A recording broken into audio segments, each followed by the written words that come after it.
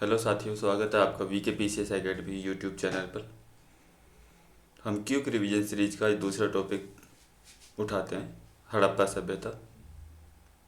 इसको हम ताम्रपाषाण काल या ताम्रपाषाणकालीन संस्कृति भी कहते हैं। इसका टाइम पीरियड है 2350 से 1750। इसको हम तीन भागों में बांटते हैं। हड़प्पा पूर्व ग्रामीण संस्कृति जो 3500 से 2350 बीसी तक थी।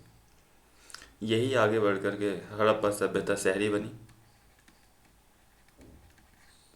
और जब इसका अंत हुआ, पतन हुआ, तो पतन होने के बाद यहाँ के लोग भारत के दूसरे हिस्सों में पहुँचे जो 2000 से 700 बीसी के में थे। अब हम देखते हैं पहले हड़प्पा पूर्व ग्रामीण संस्कृति।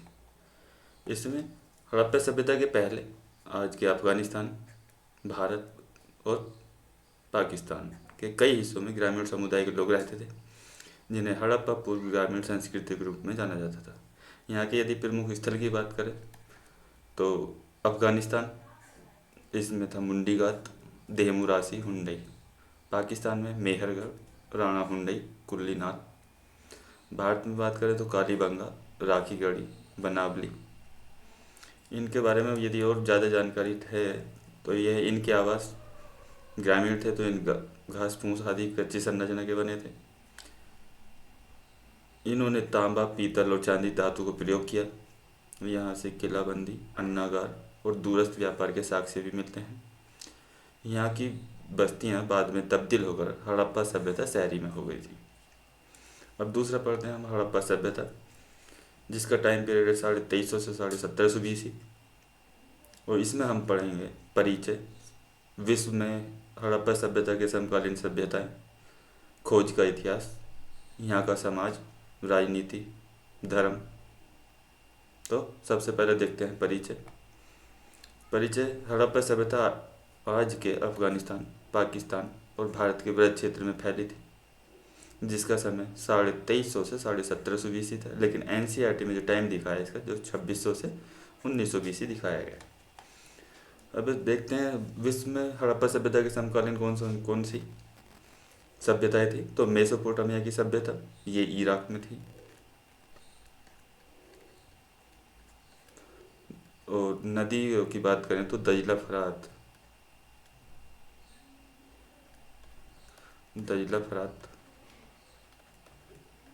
नदियों पर।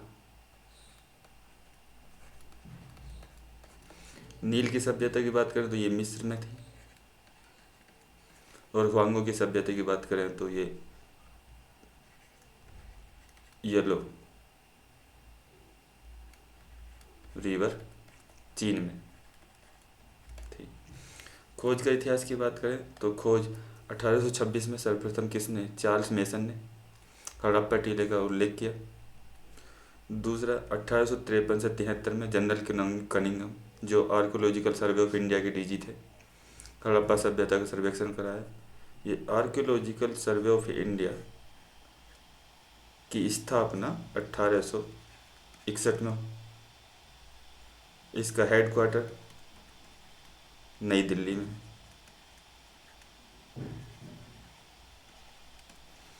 और ये संस्कृति मंत्रालय के अंतर्गत आता है, ये लिख लेना।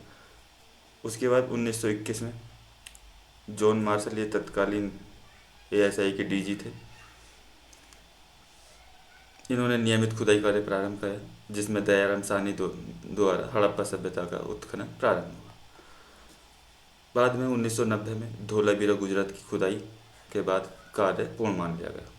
अब हम देखते हैं इसका हड़प्पा का विस्तार और सीमा।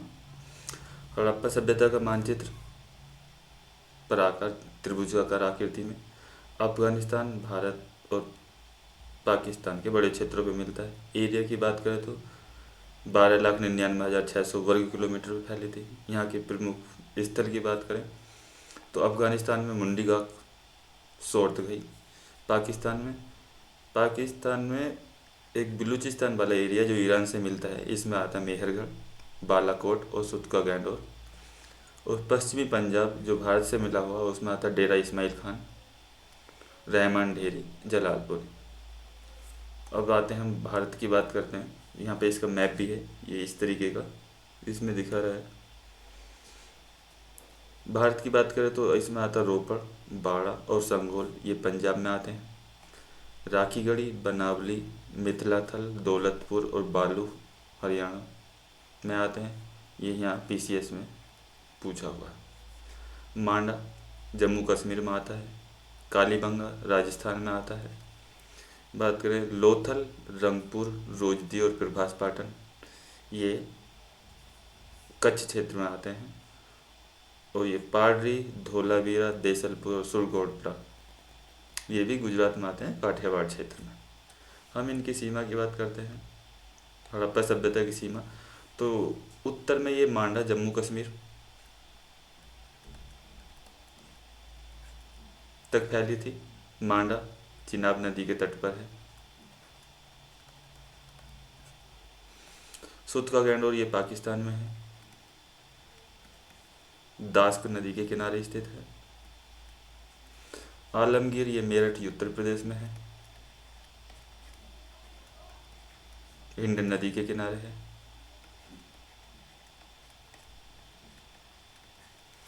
और नीचे दायमाबादी ये महाराष्ट्र में है।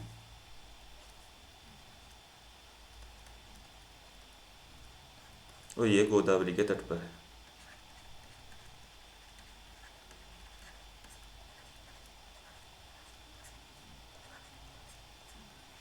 सभ्यता का क्रम, उस टाइम पे कौन कौन सी सभ्यताएं चल रही थी एशिया में, तो उनका कभी कभी प्रमुख ये क्रम पूछ लेता है। तो इसमें सबसे नॉर्थ में एजटेक थी, उसके बाद माया, उसके बाद मुइस्का और उसके बाद इंका। हड़प्पा की प्रकृति की हम बात करते हैं। हड़प्पा सभ्यता एक शहरी सभ्यता थी, क्योंकि हड़प्पा ही स्थल शहर होने की शर्तों को पूरा करते हैं, जिसकी वजह से ये जाना जाता है। उत्खनन से यहाँ पर बड़े बड़े भवन, निश्चित जनसंख्या, यहाँ से लिपि, व्यापार आदि के साक्ष्य मिलते हैं। यहाँ के शहरों की विशेषता की बात करें तो हड़प्पा सभ्यता में नियोजित शहर की संकल्पना है। शहर अधिकांश तो दो भागों में नियोजित रूप से बने हैं, लेकिन कुछ शहर अपवाद स्वरूप भी बने हैं। ये शहर हैं, ये निचला स्तर है, निचला शहर, और ये ऊपरी टीला दुर्गीकृत। यहाँ पे बात करें जैसे ये धोलावीरा, कुछ अपवाद स्वरूप जो शहर बने हैं। धोलावीरा में 3 विभाजन मिलते हैं, जैसे यहाँ पे दिखाया है। इसी प्रकार लोथल में और सुरकोटला और सुत का गैंडोर एक ही टीले पर बसे हैं। यहाँ किलेबंदी की बात करें तो सुरक्षा के दृष्टिकोण से शहरों की किलाबंदी की गई थी, लेकिन यहाँ पे नोट किया जाए तो लोथल में किलाबंदी नहीं। ऐसे ही कॉन्सेप्ट यू पूछता है पेपर में। सड़कों की बात करें तो यहाँ की सड़कें ग्रिड पैटर्न पर एक दूसरे को काटते हुए बनाई गई हैं, इस तरीके से। सड़कें पक्की न बनाकर कच्ची बनाई गई हैं। ईंटों का प्रयोग नहीं किया गया है, जबकि घरों और नालियों में ईंटों का प्रयोग हुआ है। नाली तंत्र की बात करें तो नालियों के निर्माण में पक्की ईंट, चूना, जिप्सम का प्रयोग किया गया है। नाले काफ़ी बड़ी बड़ी तथा पत्थर से ढकी है, और ये साथ में सोख्ता बनाए हुए हैं कूड़ा साफ करने के लिए। ये कूड़ा साफ करने के लिए मैनहोल सोख्ता बना हुआ है। आगे सभ्यता का हर आवास नालियों से जुड़ा था। जल निकास प्रणाली शहरों के साथ साथ ग्रामीण बस्तियों में भी मिलती है। इनके घरों की बात करें तो इनके घरों का निर्माण उपयोगितावादी दृष्टिकोण से ही किया गया है। घर में सभी सुख सुविधाओं को ध्यान रखा गया है। हड़प्पाई घर 1 मंजिला, 2 मंजिला, बहुमंजिला मिलते हैं। प्रत्येक घर में रसोई, आंगन और शौचालय आदि विद्यमान थे। घर बनाने में पक्की ईंटों का इस्तेमाल किया गया, लेकिन पत्थरों का प्रयोग घर बनाने में नहीं किया गया। हड़प्पा की अर्थव्यवस्था की बात करते हैं। हड़प्पाई अर्थव्यवस्था में यहाँ कृषि व्यवसाय, दूसरे आदर और व्यापार, उन पर सब पे बात करेंगे। तो कृषि, हड़प्पा सभ्यता में कुल 9 प्रकार की फसलें मिलती हैं, जिसमें मुख्य फसल गेहूँ, चावल और जौ थे। चावल के साक्ष्य हमें रंगपुर और लोथल से गुजरात से मिलते हैं। विश्व में यदि कपास की खेती के साक्ष्य कहीं पर सर्वप्रथम मिलते हैं, वो तो मेहरगढ़ पाकिस्तान में मिलते हैं। इसी से रिलेटेड कुछ फैक्ट है, तो ये कालीबंगा है। कालीबंगा राजस्थान से जुते हुए खेत के निशान मिलते हैं, ये पूछ लेता है। बनावली हरियाणा से मिट्टी का हल मिला है। सोरदगई अफगानिस्तान में, तो यहाँ से नहर के साक्ष्य मिले हैं। धोलावीरा गुजरात से जल प्रबंधन के साक्ष्य मिले हैं। सभ्यता के लोग मुख्य रूप से नदी के किनारे रहते थे, वे डंडे द्वारा खुदाई और छींट कर हाथ से बुआई करते थे। हड़प्पा सभ्यता में बड़े बड़े स्नानागार, अन्नागार नदियों के तट पर मिले हैं। कुछ विद्वानों का मत है कि अनाजों का आयात निर्यात किया जाता होगा नदियों के माध्यम से। बात करें यहाँ के पशुपालन की, तो सभ्यता के लोग पशु पालते थे, जिसमें कुंवर वाला बैल, भेड़ बकरी जैसे मवेशी। यहाँ के लोगों को एक बात ध्यान रखना कि यहाँ के लोगों को घोड़े का ज्ञान नहीं था, लेकिन फिर भी सुरकोटला से दांत और मोहनजोदड़ो से मिट्टी की मूर्ति मिली है। कुछ विद्वानों का मत है कि ये ऊपरी चरण की विशेषता है हड़प्पावाद की। शिल्प और व्यवसाय की बात करें इनके, तो हड़प्पावासी विभिन्न व्यवसाय से संबंध थे, जैसे धातु संबंधी। इन्हें सोना, चांदी, तांबा, पीतल, कांसा आदि का ये व्यवसाय करते थे। लेकिन यहाँ एक बात ध्यान रखने की, इन्हें लोहे का ज्ञान नहीं था। मोहर निर्माण की बात करें, इनका दूसरा मुख्य व्यवसाय था। सर्वाधिक मोहर सैल खड़ी की बनी थी। इनका जो आकार है इम्पोर्टेंट है, ये ध्यान में रखना है, वर्गाकार और आयताकार है, क्योंकि बेलनाकार जो मोहर है वो मेसोपोटामिया की विशेषता है और वर्गाकार आयताकार हड़प्पा सभ्यता की। मन का एक महत्वपूर्ण व्यवसाय था। मन के सोना, चांदी, तांबा और विभिन्न प्रकार के पत्थर, क्वार्टज, सैल खड़ी, शंख से बनाए जाते थे। ये लोथल, सुरकोटला और चान्होदड़ो से मन का निर्माण की फैक्ट्री मिली है। अन्य व्यवसाय की बात करें इनके, तो मृद भांड निर्माण, ईंट का व्यवसाय, पत्थर निर्माण, पत्थर से अनेक औजार बनाए जाते थे, बुनाई आदि। यहाँ पे ईंटों का यदि अनुपात की बात करें, तो ईंटों का एक निश्चित अनुपात था जो 4:2:1। यहाँ पे व्यापार की हम बात करते हैं, तो ये आंतरिक व्यापार भी करते थे और बाह्य व्यापार भी। और बाह्य व्यापार की हम बात करें तो हमें कुछ साक्ष्य मिलते हैं कि ये बाह्य व्यापार से अच्छी तरह संलग्न थे। पहले देखते हैं अभिलेख के साक्ष्य और फिर देखेंगे उन उत्खनन के साक्ष्य।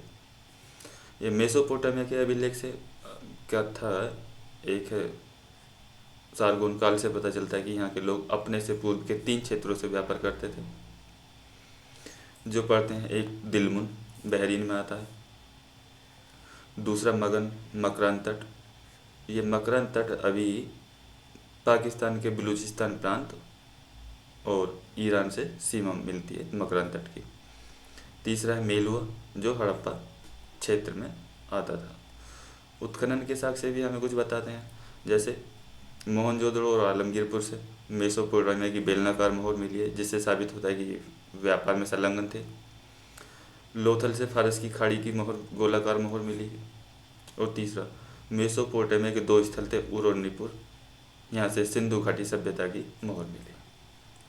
अब यदि बात करें तो क्या क्या होता था यहाँ से, आयत क्या क्या आता है, अलबस्तर, बिटुमिनस और तांबा हमें बलूचिस्तान से मिलते थे।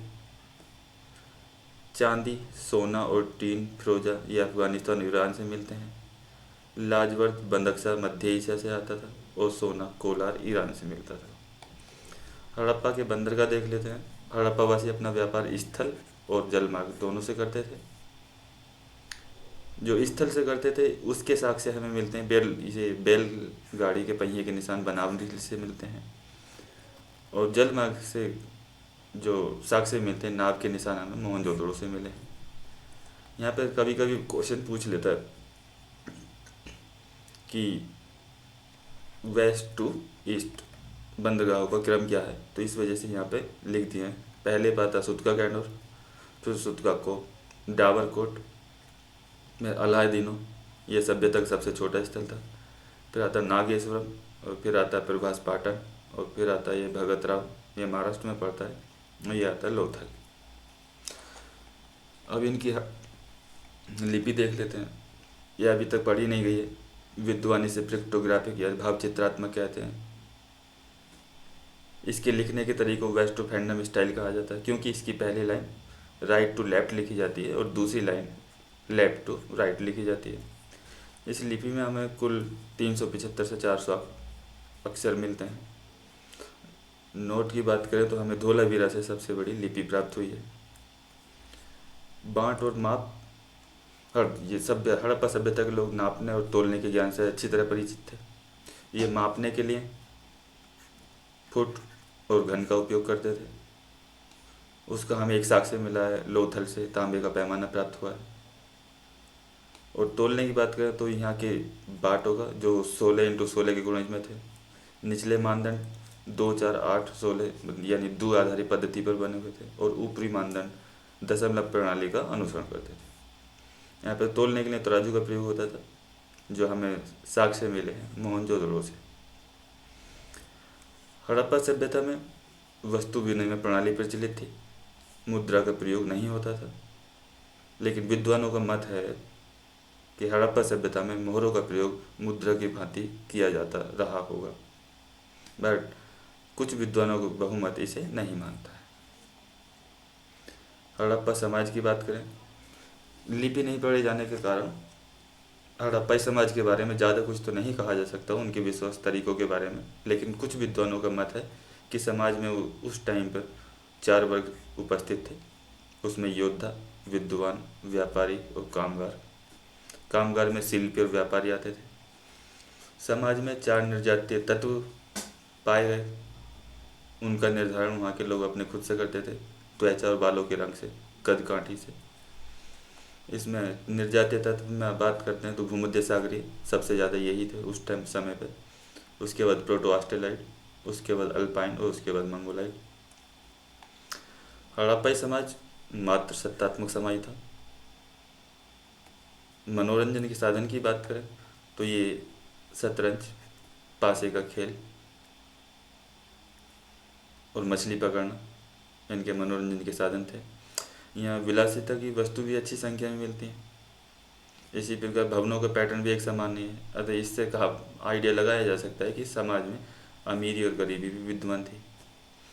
लोग स्त्री पुरुष दोनों आभूषण पहनना पसंद करते थे, क्योंकि मोहरों इनकी मिले साक्ष्यों के से मोहर और मृदभांडों पर इनके आभूषण पहने इन्हें दिखाया गया है। मृतक संस्कार की बात करें तो सब हड़प्पा सभ्यता में 3 प्रकार के साक्ष्य मिलते हैं। पहला है पूर्ण समाधान, सबसे अधिक यही प्रचलित था कि दफना दिया। आंशिक समाधान, इसमें पहले खुले में छोड़ देते और फिर बाद में उसको दफना दिया जाता था। और दाह संस्कार, इसमें जलान देते थे। यहाँ की राजनीति की बात करें तो वही हड़प्पा सभ्यता में लिपि नहीं पढ़े जाने का कारण कुछ नहीं कहा जा सकता, लेकिन कुछ विद्वानों ने अपने मत प्रकट किए हैं। जैसे हंटर ने कहा कि जनतांत्रिक व्यवस्था थी उस टाइम समय पर। मेके ने कहा है प्रतिनिधि मूलक व्यवस्था थी। पिगेट ने कहा है पुरोहितों का शासन था। और लेकिन सर्वाधिक लोकप्रिय मत यदि विद्वानों का है वो है शिल्पी और व्यापारियों का शासन था। हड़प्पा के पतन के सिद्धांत, हड़प्पा सभ्यता के पतन को लेकर के विद्वानों ने अपने अपने अलग अलग मत दिए हैं। जैसे मार्शल, मेके और एस.आर. राव, इन्होंने कहा कि उस समय पर बाढ़ आई होगी और उससे हड़प्पा का पतन हो गया। दूसरा ये डी.पी. अग्रवाल और पी. सूद और अमलानंद घोष हैं। ये कहते हैं उस समय नदी सूख गई थी, इस वजह से हड़प्पा सभ्यता का पतन हो गया। एम.एस. वत्स बोलते हैं कि उस समय नदियों का मार्ग परिवर्तन हो गया था, इस वजह से हड़प्पा सभ्यता का पतन हुआ। एम.ए. साहनी बोलते हैं कि भूतात्विक हलचल या भूकंप उस समय आया था जिसकी वजह से पतन हुआ। कुछ मार्टिमम व्हीलर बोलते हैं कि आर्यों ने आक्रमण कर दिया था, इस वजह से हड़प्पा का पतन हो गया। और मार्शल बोलते हैं प्रशासन में गिरावट थी। एक यहाँ से एक क्वेश्चन बनता है कि हड़प्पा के जो स्थल हैं उनसे एक क्वेश्चन पूछ लेता है कि कौन सा बड़ा है कौन सा छोटा। तो यहाँ पे भारत के यदि स्थलों की बात करें तो ये राखी गढ़ी है 325 हेक्टेयर था। मोहनजोदड़ो की बात करें तो 300 हेक्टेयर में। उसके बाद हड़प्पा आएगा, उसके बाद गनेरी वाला, उसके बाद धोलावीरा। ये आपको क्रम याद रखना है। अब बात करते हैं हड़प्पा बाद की, जो सिंधु क्षेत्र से बाहर था। इसका टाइम पीरियड है 2000 BC से 700 BC। हड़प्पा के पतन के बाद जो लोग वहाँ से निकले वो दूसरे एरियो में गए। जैसे पहले राजस्थान में आहार संस्कृति के रूप में, राजस्थान में, जिनका टाइम पीरियड था 2000 से 1500 BC के आसपास। ये राजस्थान में थार के मरुस्थल जहाँ पर।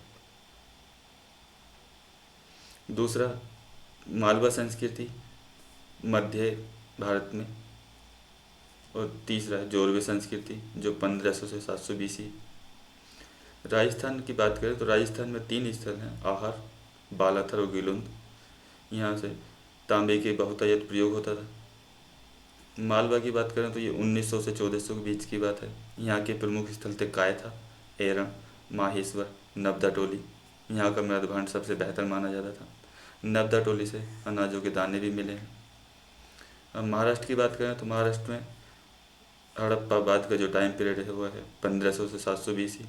और यहाँ के जो प्रमुख स्थल हैं वो जोरवे, दायमाबाद, इनामगांव, नासिक और प्रकाश।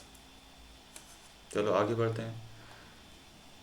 कुछ फैक्ट हैं इनके घर हड़प्पा बाद इनके घर कच्ची सामग्री से बने, लेकिन इनामगांव और दायमाबाद जो महाराष्ट्र के क्षेत्र थे यहाँ पे कहीं कहीं ईंटों का प्रयोग किया गया है। कुछ और टॉपिक देख लेते हैं जो यहाँ पे जानना ज़रूरी है। जैसे अभी वैज्ञानिक किस तरीके से जीवाश्म पुरानी वस्तुओं का निर्धारण करते हैं। इसमें पहला है C14 डेटिंग, जिसकी खोज की थी विलियर्ड लिब ने। इनको 1949 में रसायन का नोबेल पुरस्कार मिला। ये C14 के कार्बन के 2 आइसोटोप थे, एक है C12 और एक है C14। इसी के आधार पर वैज्ञानिक निर्धारण करते हैं। अब देखो C14 में C12 से 2 न्यूट्रॉन अधिक होने के कारण अधिक अस्थिर प्रकृति का होता है।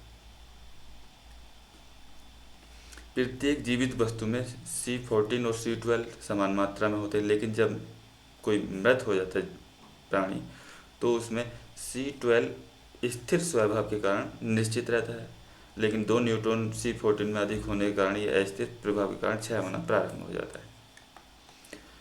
5730 प्लस माइनस वर्षों में C14 की मात्रा आधी रह जाती है।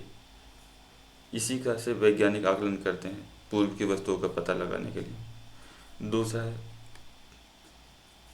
KAR डेटिंग, पोटेशियम लिए इससे लंबी अवधि की गणना की जाती है। इसमें देखा जाता है कि चट्टान में पोटेशियम 40 की मात्रा जो प्रत्येक चट्टानों में मिलती है, इसकी पोटेशियम जो चट्टानों में मिलता है इसकी हाफ एज 1.3 बिलियन वर्षों में होती है। इससे चट्टानों का पता लगाया जाता है। अब बात करते हैं हम डेंड्रोक्रोनोलॉजी, वृक्ष विलय सिद्धांत। एक साल में एक रिंग बनता है वृक्ष में। रिंग का छोटा बड़ा होना वर्षा पर निर्भर करता है, यानी रिंग का आकार यदि बड़ा है तो इसका मतलब है वर्षा अधिक हुई थी, और यदि वर्षा कम हुई तो रिंग पतला होगा। एक और है यह थर्मोल्यूमोसिन। सभी वस्तुएं वातावरण से रेडिएशन ग्रहण करती हैं, इसलिए इनमें मुक्त इलेक्ट्रॉन का संचय होता है। इन वस्तुओं को 500 डिग्री सेल्सियस तापमान पर गर्म करते हैं तो इनमें संचित इलेक्ट्रॉन मुक्त होते हैं, और वैज्ञानिक इसी की गणना कर उम्र का पता लगाते हैं। तो ये हो गया आपका हड़प्पा सभ्यता पूरा topic. If you like this video please like share subscribe.